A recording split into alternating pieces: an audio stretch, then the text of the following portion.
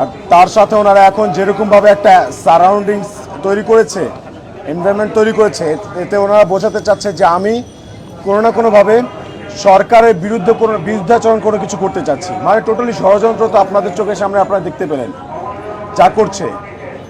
গতকালকে আমার ভাই বোন যারা এসেছিল তাদেরকে তারা হামলা করেছে।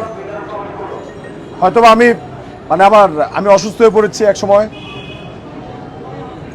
আমি রাগ করে ভাবলাম যে যাই, শাহবাগ যাই।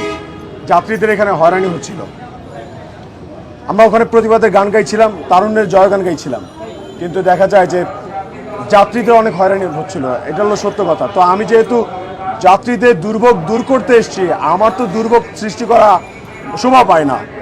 তা আমি যখন এখান থেকে চিন্তা করি তাহলে শাহবাগ যাই, একটু অবস্থান করি। শাহবাগ যাওয়ার পর দেখি সেখানে আরও বেশি জটলা হয়। আরও জটলা হওয়ার কারণে আমি চিন্তা করলাম না, এখানে অবস্থান নেওয়া যাবে না, তাহলে গাড়ি ঘোড়া বন্ধ হয়ে যাবে, সব কিছু বন্ধ হয়ে যাবে, যেটা একদমই কাম্য নয়। দেশের চাকা, দেশের অর্থনীতি সচল রাখতে হলে রাস্তাঘাট সব ঠিক রাখতে হবে। তো আমি নিজ জায়গা থেকে এখন থেকে একাই অবস্থান করব, আবার আগের মতোই। কোনো কিছু আর গিয়ে চাচ্ছি না। এখন আমি শুধুমাত্র এটাই চাই, আমার 6 দফার সাথে আমার ভাই বোনদের গায়ে হামলা করা হলো কেন? কোনো পুলিশ বা নিরাপত্তা বাহিনী, কোনো পুলিশ সদস্য, নারী পুলিশ সদস্য ছাড়া কেন মেয়েদের গায়ে হাত তোলা হলো? এটারও আমি এখন বিচার চাইব। এখন আমার বেশি কিছু বলার নেই, অনেক চেষ্টা করেছি, ক্লান্ত হয়ে গেছি, অসুস্থ হয়ে পড়েছি। এখন বাংলাদেশের মানুষ সবাই মিলে এটা বিচার করুক। মহামান্য হাইকোর্ট যেহেতু গিয়ে এটার তদন্ত করছেন, সেখান থেকে বিচারটা আসুক, রায়টা আসুক। এখন আমি 6 দফা তো মুখ্য, তার চেয়ে এখন ইম্পর্টেন্ট বিষয় যেটা হচ্ছে, আপনাদের মাধ্যমে আমি মাননীয় প্রধানমন্ত্রী জননেত্রী শেখ হাসিনার সুদৃষ্টি আকর্ষণ করছে। এটা আপনারা তার কাছে পৌঁছে দেন। আমি স্মারকলিপি তৈরি করে রেখেছি, কিন্তু তার কাছে পৌঁছানোর মতো পসিবিলিটি আমার হচ্ছে না। না, পাইনি।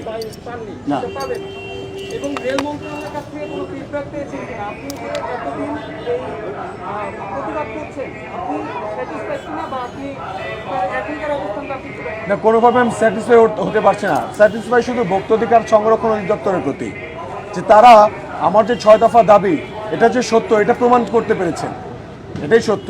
এবং এখন যেটা আপনারা খেয়াল করবেন, আপনারা সোশ্যাল মিডিয়াতে একটু খোঁজ নিলে পাবেন যে নগদ এখন ভুলে বলে ফেলেছি, সহজ.com যে কাজটা করছে, তারা এখন প্রায় আমার একার সাথে না, অনেক যাত্রীদের সাথে টাকা আটকে রাখার ঘটনা শুনতে পাওয়া যাচ্ছে। এখন বাংলাদেশের একটা সম্ভাবনা দেখা যাচ্ছে যে বিভিন্ন স্টেশনে কালোবাজারিদেরকে ধরা হচ্ছে।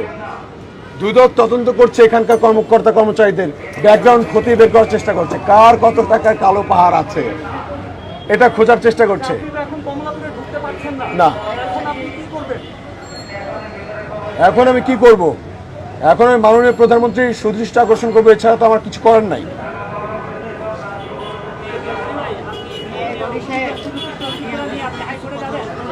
একটু পরে বলি। তলব করেনি না।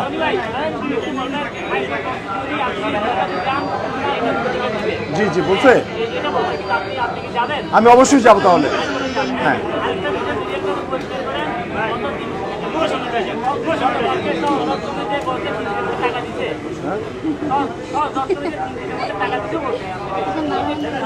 না, সহজ.com আমাকে কোনো 3 দিনের মধ্যে কোনো টাকা, 3 দিনের মধ্যে টাকা, যে টাকা কেটে নিয়েছিল সে টাকা সহজ.com 5 দিন পর টাকা দিছে আমাকে। 5 দিন পর।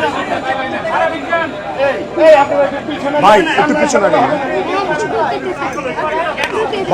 ভাই রিকোয়েস্ট একটু কোঅপারেট করেন। আপনি আমার কিছু প্রশ্ন আছে। আমি সাধারণ আপনার যৌক্তিক দাবিগুলোর সাথে আমি একমত করতেছি, বাট আমার কয়েকটা প্রশ্ন আপনার কাছে রয়েছে যেগুলোতে আমি সঠিক জিনিস পাচ্ছি না। বলেন। আমি ভোক্তা অধিকার থেকে জানতে পারলাম আপনি 13 তারিখের 4টা টিকিট পাইছেন, এটা কি ঠিক?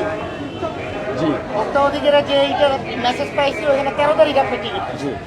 13 তারিখের টিকিটটা তো রেলওয়ে দেওয়ার কথা 9 তারিখ, 4-5 দিন আগে দেখি, তাই না?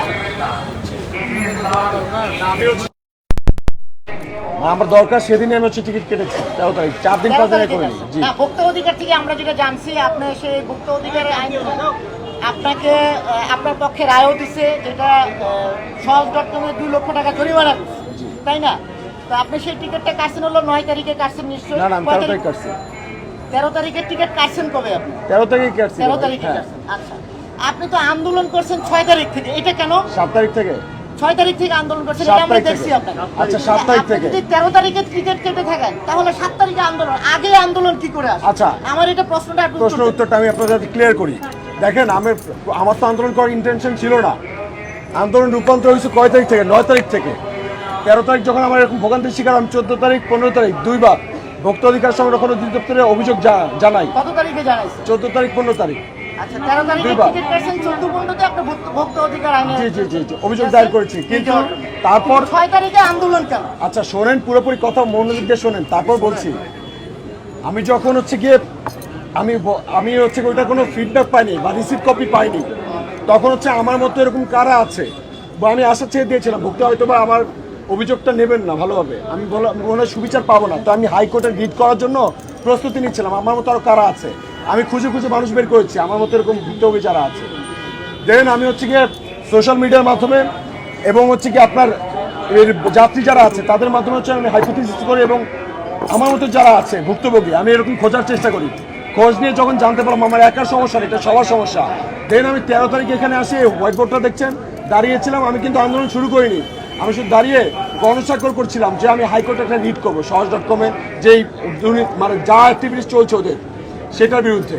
তো এটা করার পর আমি এখানে দাঁড়াই। দেন হচ্ছে 9 তারিখ একজন পুলিশ সদস্য আমাকে ধাক্কা দিতে দিতে এখান থেকে বের করে দেয়। তখন কিন্তু এটা আন্দোলনের হচ্ছে রূপ নেয়।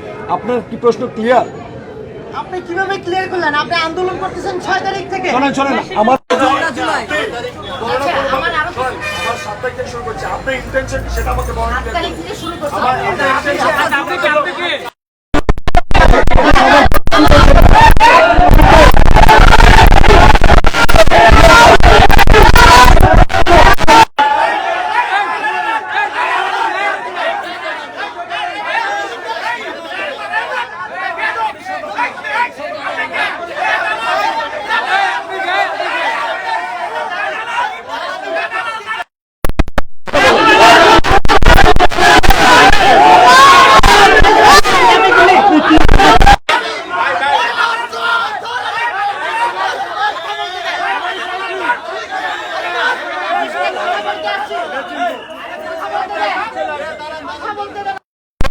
কথা বললে পরে জিজ্ঞেস করে।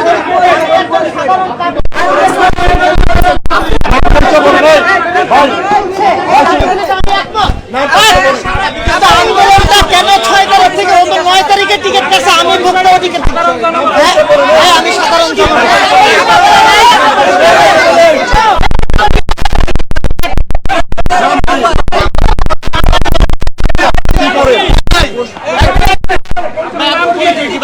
আমি একজন সাধারণ পাবলিক।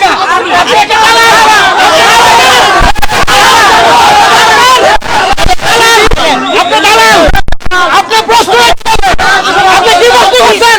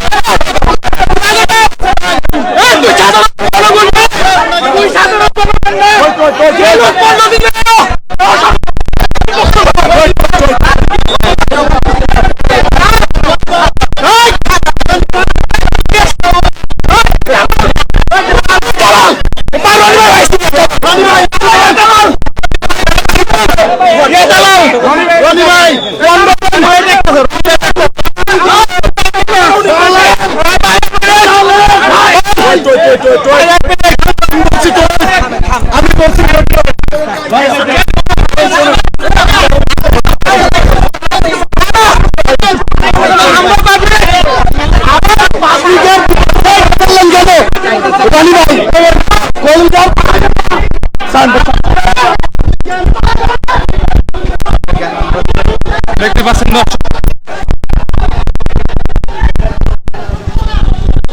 এগিয়ে যাচ্ছেন দেখতে পাচ্ছেন দর্শক। আসলে বিশৃঙ্খলা সৃষ্টি করেছিল